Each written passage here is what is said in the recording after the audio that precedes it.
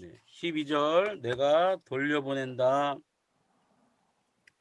자, 저를 오네시모를 돌려보내죠. 저는 신복이다. 신복. 네, 여러분 신복에 대해서 한번 단어 연구해 주시면 좋을 것 같아요. 신복. 신복 제가 단어 찾아보니까 신복이 무슨 뜻이냐 하면 마음 깊은 곳에서 애정을 갖고 대하는 자.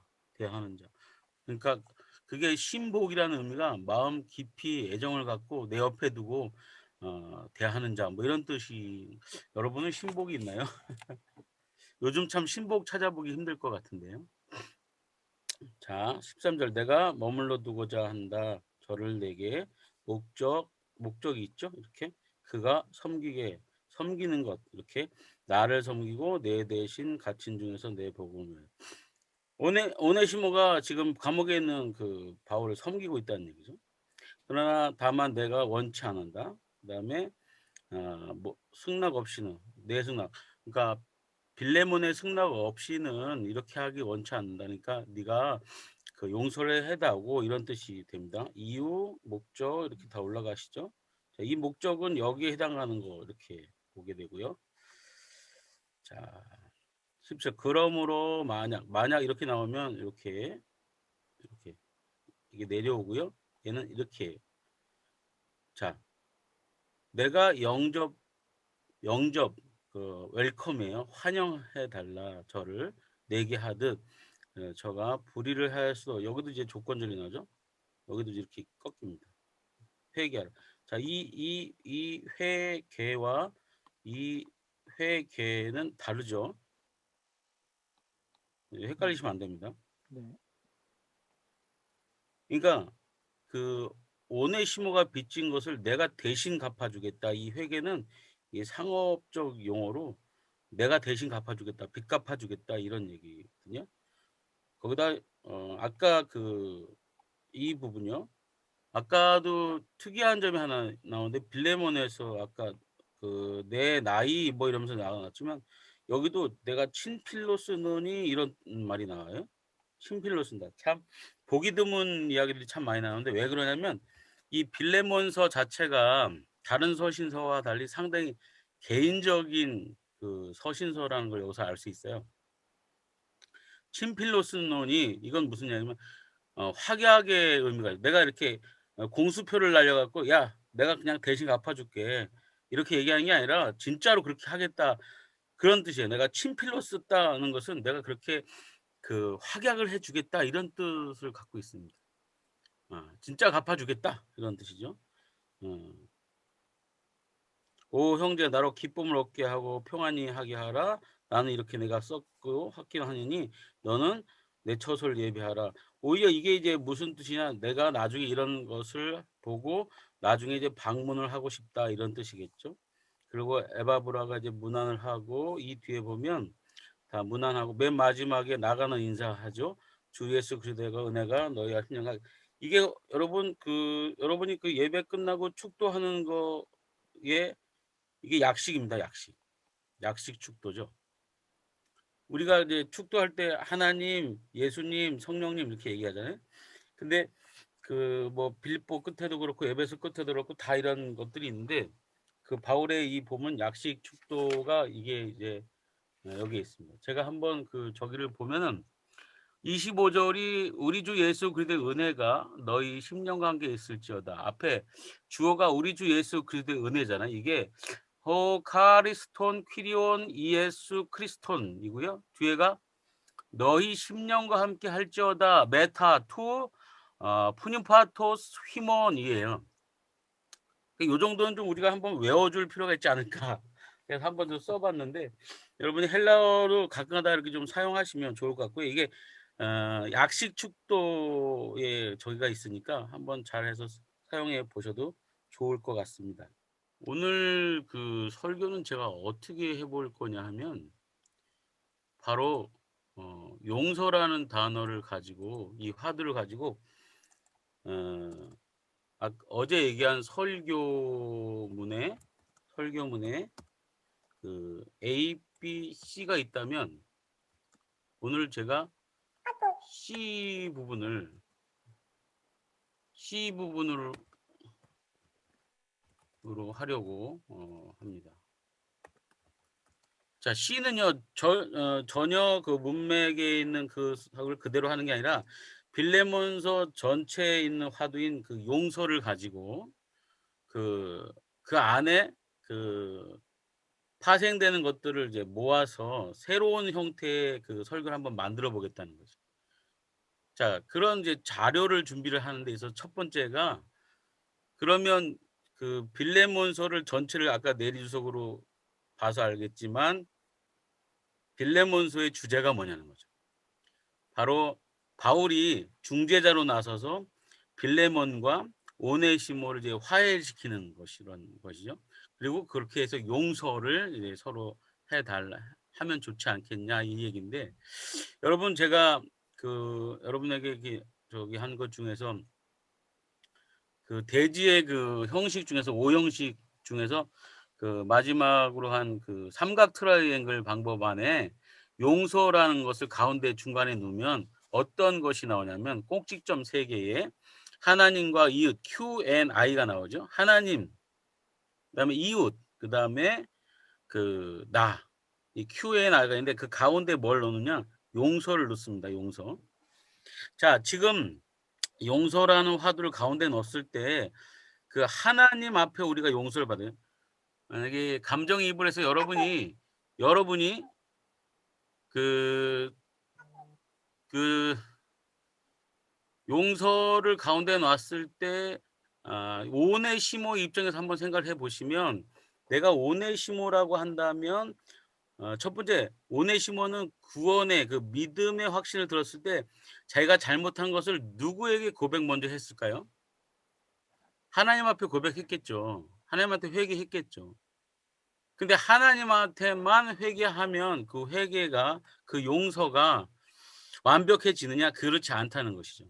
용서는 자기가 실질적으로 죄 지은 그 상대자에게 용서를 구해야 하는 것이죠. 요즘 뭐 미투도 있고 뭐 어젠가 오늘인가 뭐 정의당에서도 뭐 그런 문제로 뭐 대표가 물러나는 뭐 일도 일어나던데, 문제는 뭐냐면 당사자에게 용서를 구하지 않는 게 문제죠. 그래서 아까도 잠깐 제가 언급했지만 밀양이라는 영화에서도 보면 그 화두가 나옵니다. 그러니까 내가 이제 오네시모라고 하면 오네시모는 첫 번째 하나님한테 용서를 구해야 됩니다. 두 번째, 누구에게 용서를 구해야 되느냐? 바로 빌레몬에게 용서를 구해야 되는 것이죠. 자, 이 부분에 있어서 그 자리를 마련해 주는 게 바로 누구냐? 바울인 것이죠. 그래서 여러분이 이 용서라는 큰 주제를 가지고 삼각 트라이앵글에 이 오네시모의 용서를 넣는다면, 여러분이 그 용서라는 화두를 가지고 전체를 이제 핸들링할 수 있게 되는 것이죠. 그래서 그 첫 번째 자료가, 제가 디럭스 바이블에서 그 개역 한글 역본에서 용서라는 단어를 찾으니까 여기는 이제 37 번이 나오거든요. 이게 이제 역본마다 조금씩 다르게 나옵니다. 그건 이해하시고. 자, 여기서 이런 걸 보면 여러분이 이제 이거 읽으시는 거예요. 이렇게 쭉 읽으세요. 읽으시다가, 자, 이렇게 제가 노란 걸 쳐 놨는데 이런 게 나오면 여러분이 용서가 들어간 뒤에 이 뒤에 뭘 적느냐? 육하 원칙을 생각하시면서 뒤에 주제를 다 적어 놓는 거예요. 주의 백성을 용서하소서. 그렇다면 누구를 용서하라는 거냐 그런 거죠. 누구를. 이게 되는 것이죠. 그렇죠? 예를 들면 뭐 이런 거 같은 거는 제가 특이해서 이렇게 해 놨어요. 용서한 후에 이렇게 되는 거 있잖아요. 그러면 여기에 용서 이후에 어떻게 이렇게 되는 거잖아요. 용서 이후에 어떻게 해야 되느냐 이렇게 나옵니다. 자, 37 개든 50 개든 70 개든 간에 용서라는 문구를 찾아냈을 때 그 문구를 하나하나 다 읽어 보시고 끝에다가 다 여러분의 말로 한번 해 보는 겁니다. 몇 개 한번 해 볼까요? 자, 여기에 보면 창세기 18장 24절, 그 성 중에 의인 50이 있을지라도 주께서 그것을 멸하시고 그 55 인을 위하여 용서치 아니하시리이까. 이게 누가 누구한테 얘기하는 것이죠? 아브라함이 하나님에게 사람들을 사람들을 용서해 달라고 뭐 하는 거죠? 기도하는 거죠. 기도. 청원이잖아요, 청원. 그럼 이렇게 쑥 쓰다가 이걸 좀 줄여서 얘기하면 뭐가 되죠? 뭐가 되는 거예요? 용서 청원이에요. 용서 청원. 이렇게 되는 것이죠. 그러니까 요런 식으로 짤막짤막하게 여러분이 요거를 정리되는 걸로 하나를 만들어 놓는 거예요. 그리고 맨 뒤에 가서는 뭘 하느냐? 그거대로 뭐 하느냐?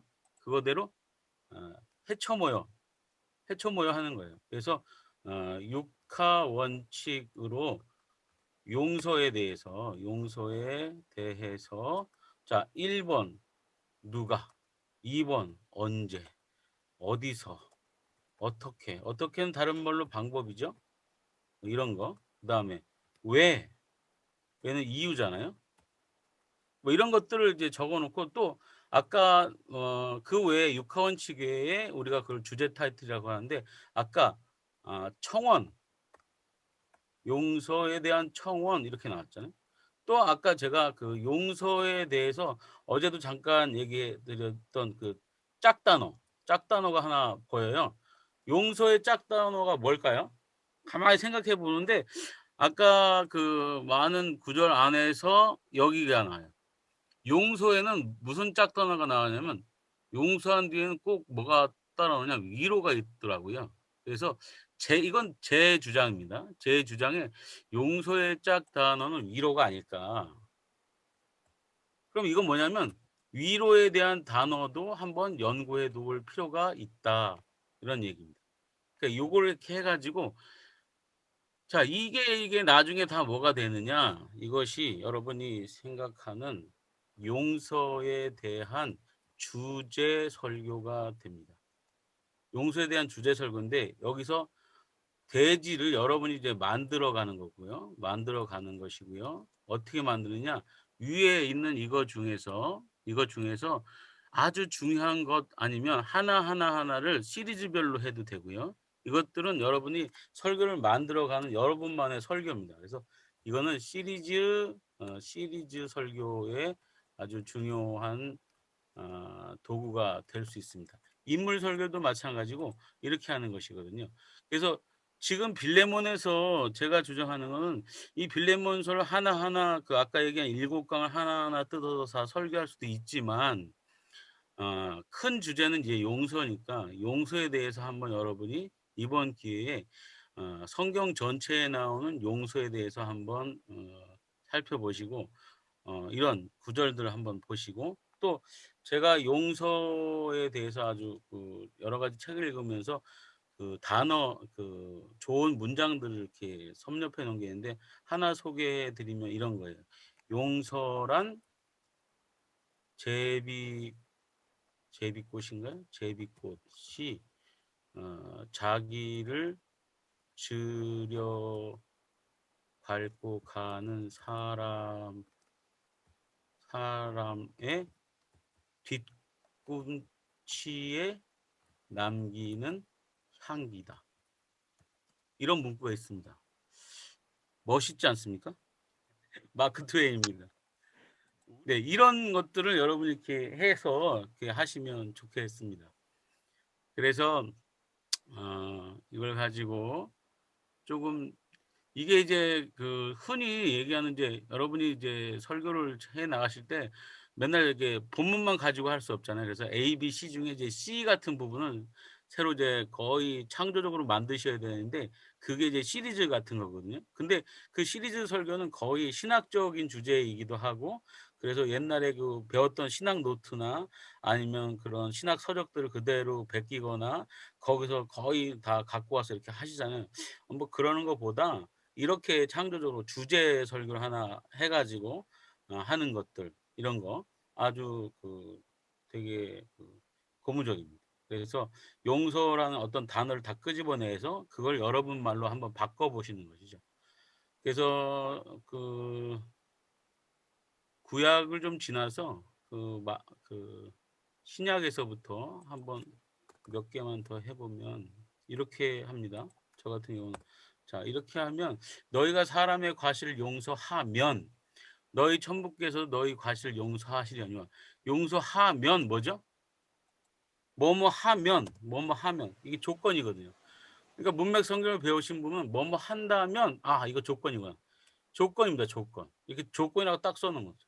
뭐뭐 하면 어떻게 된다 이렇게 되는 거죠. 조건. 자 마태복음 6장 25 절 "너희가 사람의 과실을 용서하지 아니하면 용서하지 아니하면 너희 아버지께서 과실 용서하지 아니." 자 이건 조건인데 이거는 앞에서 어 하는 자 여기서 이제 용서하는 조건이라고 하면 여기서는 무슨 조건일까요? 용서 안 하는 조건이에요. 이제 이렇게 나오죠. 두 개로 돼야 될 거예요. 세 번째 그때 베드로가 나와 가로되 주의 형제가 내가 범죄했던 몇 번에 용서하여 주리이까 일곱 번까지 하리이까? 이거 물어보잖아요. 뭘까요? 이게 뭘까요? 방법이에요, 방법. 용서의 방법. 자, 너희가 각각 중심으로 형제를 용서하지 아니하면 뭘까요? 아까 얘기한 거. 용서 안 하는 조건 이렇게 나오죠. 자, 야고보서 11장 마가복음 11장 20절 서서 기도할 때에 안 먹거나 혐의가 있거든 용서하라. 용서하라. 그리하여야 하늘에 계신 너희 아버지께서 사하여 주시리라. 하라 그리하면 뭐죠? 용서하는 조건이죠. 하는 조건. 이건 하는 조건입니다. 비판치 말라. 정죄하지 말라. 그리하면 너희가 정죄받고 용서하라. 그리하면 뭐죠? 그리하면 하는 조건이죠. 하는 조건. 자 이것만 해도 하는 조건 안 하는 조건만 구분해서 놔도 하나의 주제가 나올 수 있습니다. 우리가 우리에게 죄진 자의 사람 용서하오니 모든 죄도 사하여 주옵시고 우리를 시험에 들게 하지 마옵소서. 잘 모르겠다 넘어갑시다. 다 일치하여 사양하여 하나님 때 불갑을 내가 보아야 나를 용서하도록 하라. 또 하나는 가로되 청하 나를 용서하도록 하라. 같은 말이네요. 회개하거든 용서하라. 뭐뭐 하거든 용서하라. 조건이죠 이것도. 용서하라 회개하라 하거든 너도 용서 일곱 번이라도 자 방법이죠. 용서하고 위로할 용서하노라 아까 제가 얘기했죠. 짝단어라고. 자 용서하면 뭐뭐 한다면 뭐죠? 조건이죠. 내 자신에게 패를 끼 못한 것을 용서하라 뭐뭐 하라 부족한 내 자신이 너에게 패를 끼치지 아니하는 일밖에 다른 교회보다 부족하게 한 것이 무엇이 있느냐 너희가 나의 이 공평치 못한 것을 잘 모르겠다 그럼 넘어갑니다. 참 용서하지 아니하리라 서로 용서하기를 하나님의 그리스도 안에서 너희 용서하신 것 같이 하라 방법.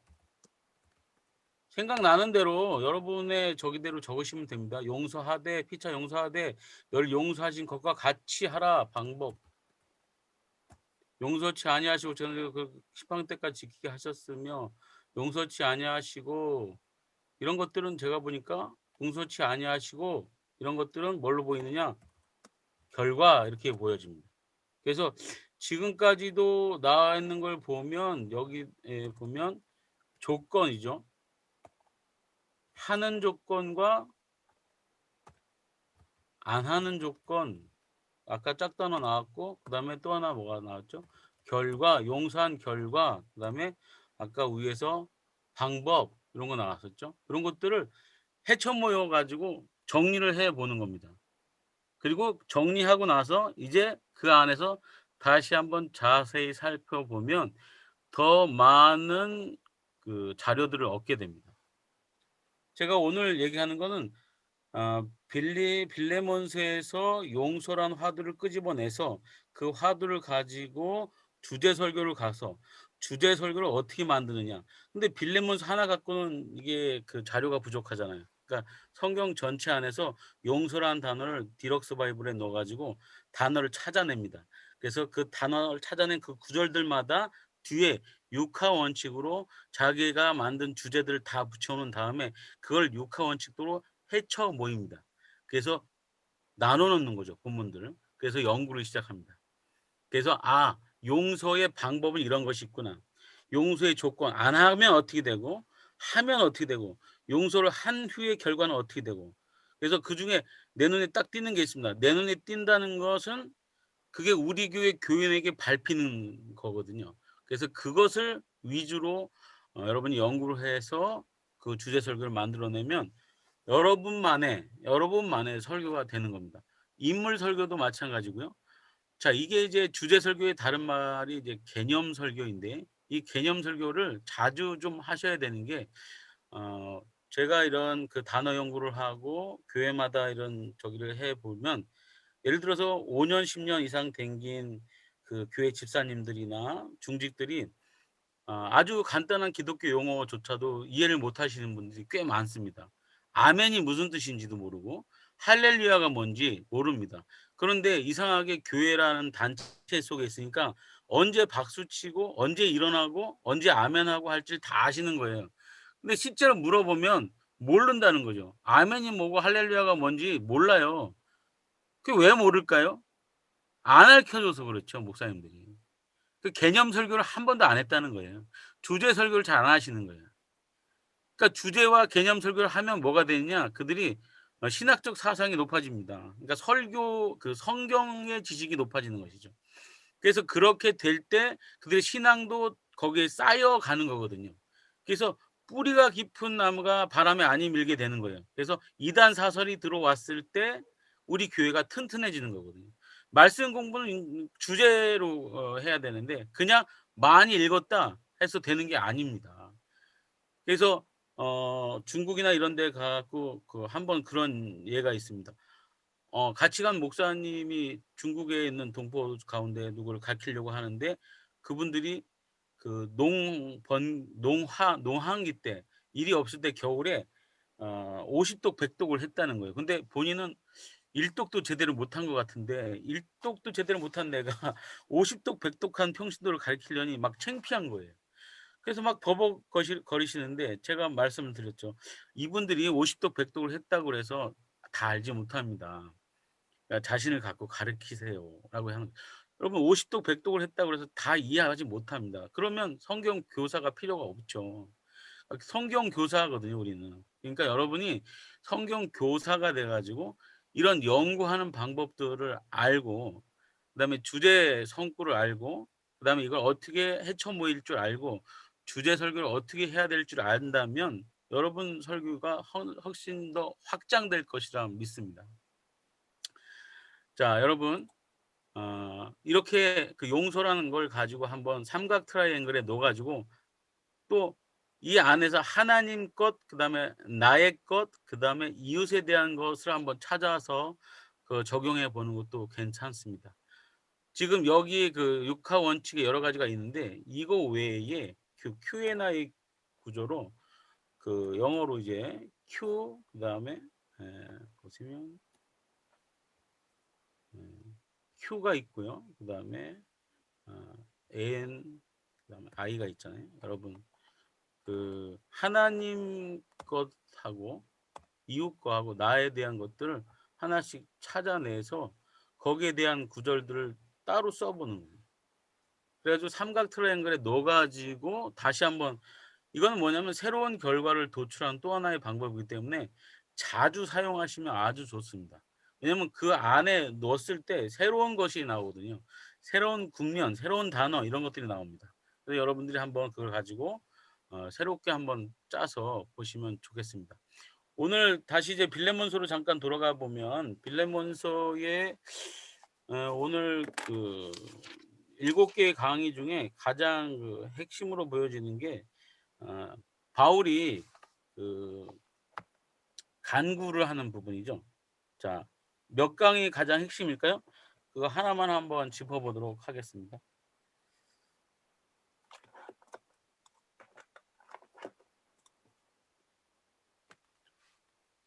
바울이 실질적으로 그 빌레몬에게 오네시모를 용서하고 이렇게 하기를 원하는 거 처음부터 딱 들어가는 말이 언제 나오냐면 8 절부터 나오죠.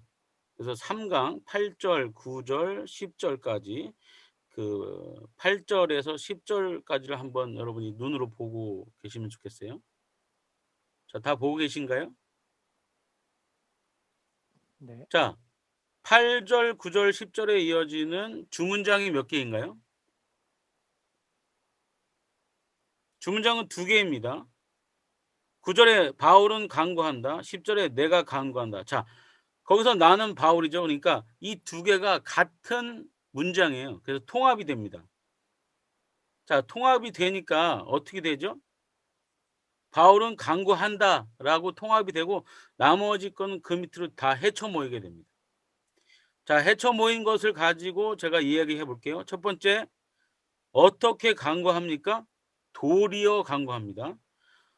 자, 무엇을 인하여 간구합니까? 사랑을 인하여 간구하죠. 자, 누구에게 간구합니까?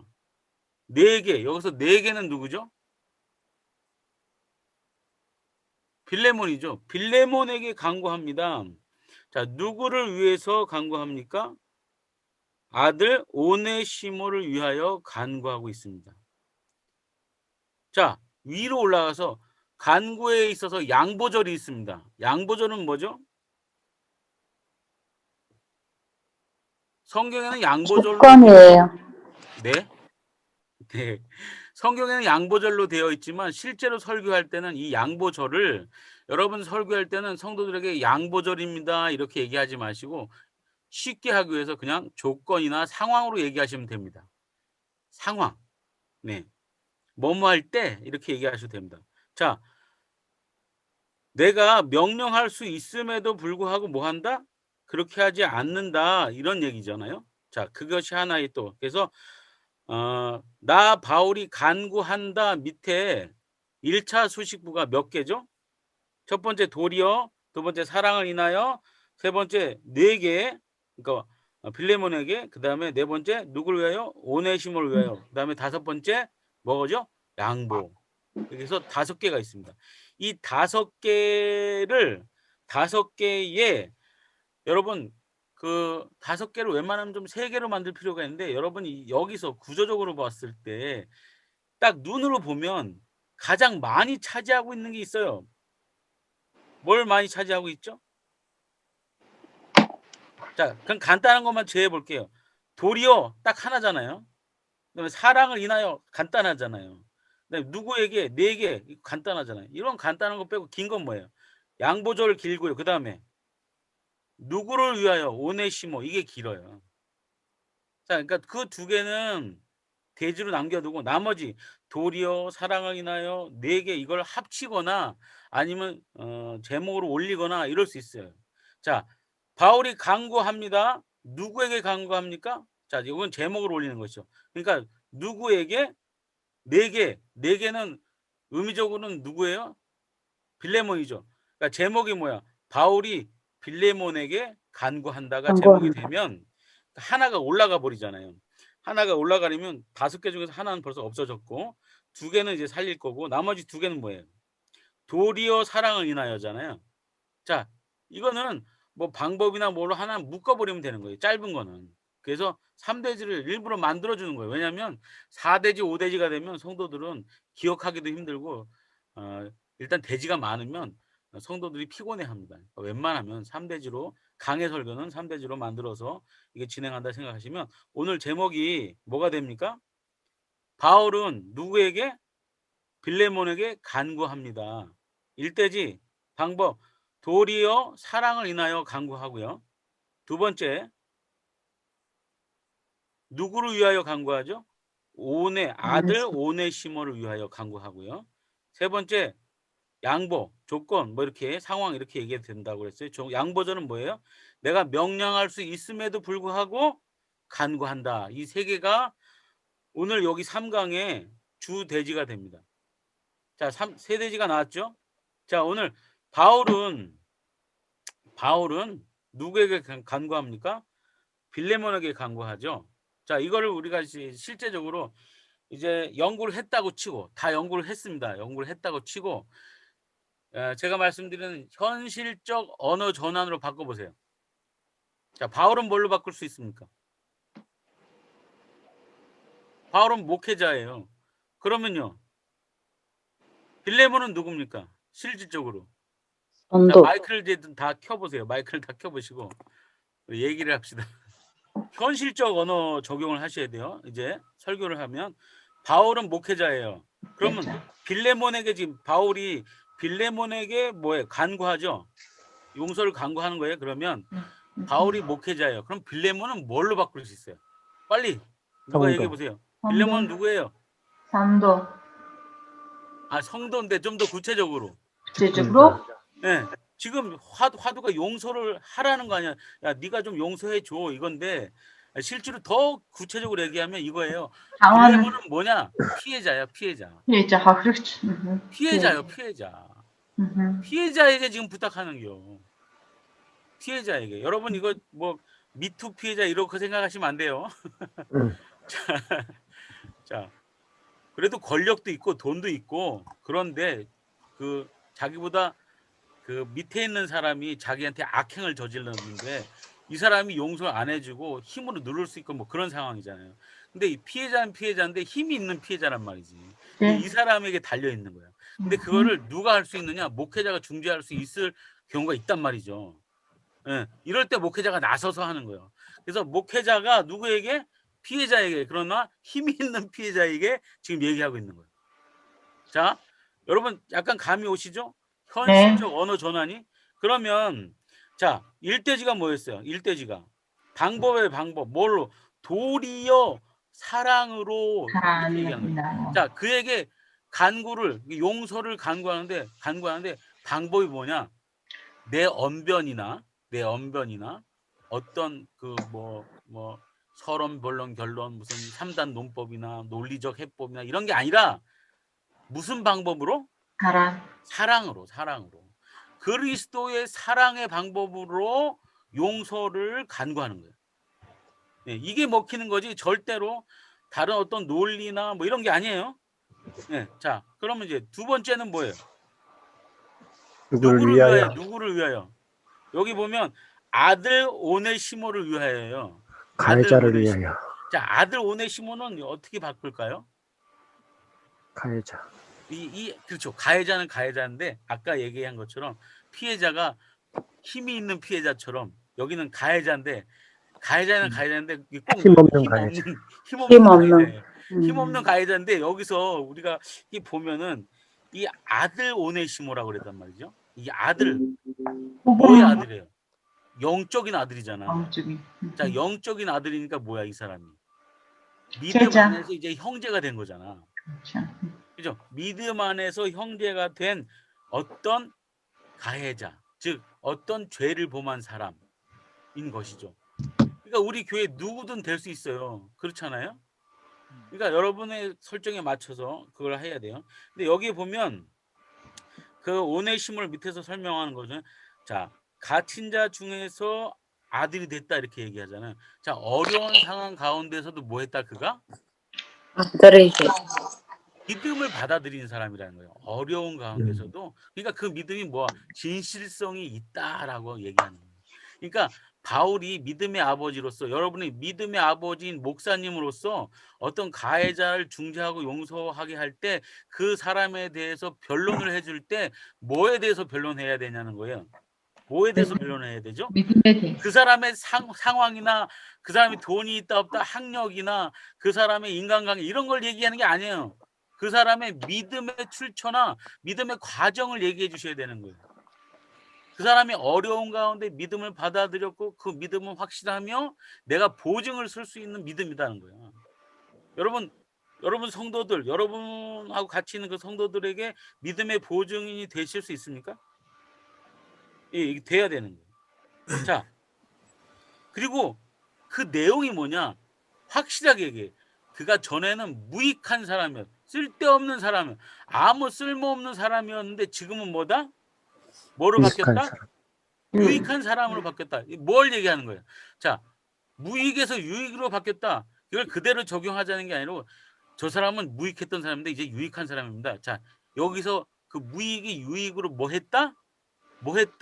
바꿨다.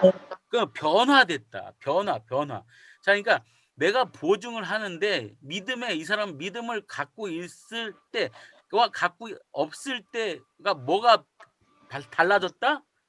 변했다. 그 변한 것을 내가 보증한다는 거예요.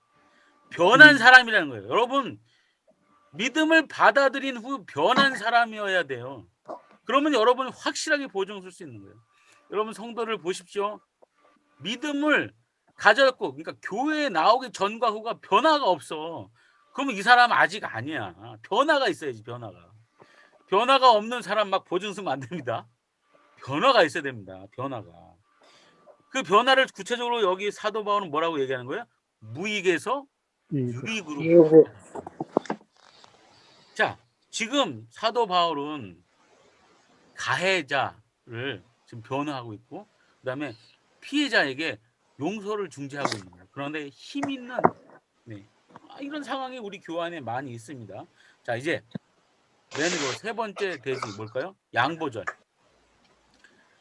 목사인 내가 만약에 피해자가 장로님이고 가해자가 교회에 갓 이제 들어온 만약에 새신자라고 생각해 보세요. 이런 경우 되게 힘듭니다. 예를 들어서 장로님이 용서를 안 해주면 어떻게 됩니까? 낙담할 수도 있는 상황이 그렇잖아요. 그런데 장로님이니까, 그리고 내가 교회 목사니까 목사의 직권으로 당신 용서해. 장로 정도 되면서 말이야 용서도 안 하고 말이 됩니까? 막 이렇게 찍어 누를 수 있다. 물론 그럴 수도 있어요. 근데 그렇게 하지 말라는 것이죠. 그럼에도 불구하고 내가 명령할 수 있다. 직권으로, 사도 직권으로 내가 너를 가르친 사람으로서 충분히 내가 명령을 할 수 있지만 그렇게 하지 않는다. 그게 오히려 뭐예요? 더 그가 용서할 수 있는 길을 열어주는 거예요. 그게 나중에 뭐로 나오죠? 자의적으로 나와요. 자의적.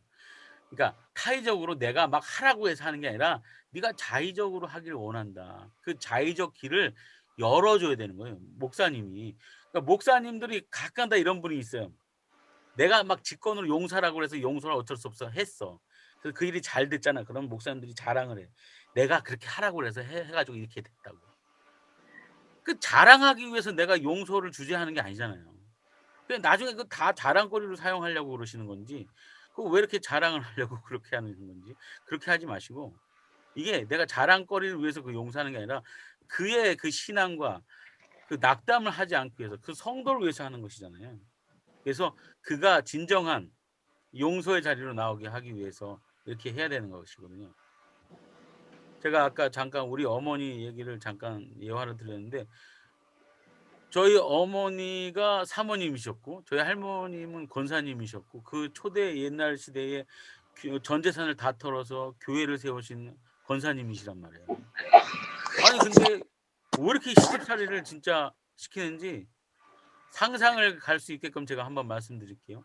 우리 할머니는 띠가 호랑이 띠인데 우리 어머니는 띠가 토끼띠예요. 이해가 되십니까?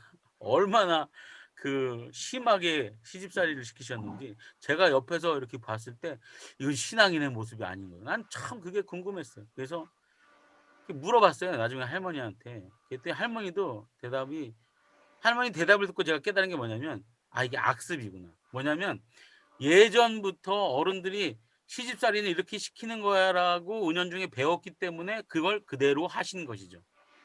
그걸 다 당한 어머니가, 할머니가 돌아가시기 딱 일주일만 알아놓으셨거든요. 그때 어머니가 딱 나서서 할머니를 붙잡고 며칠 몇 날을 울면서 기도하시면서 그 할머니 손을 붙잡고 회개를 시키시는 거예요. 내가 그걸 보고 참 감동을 받았어요.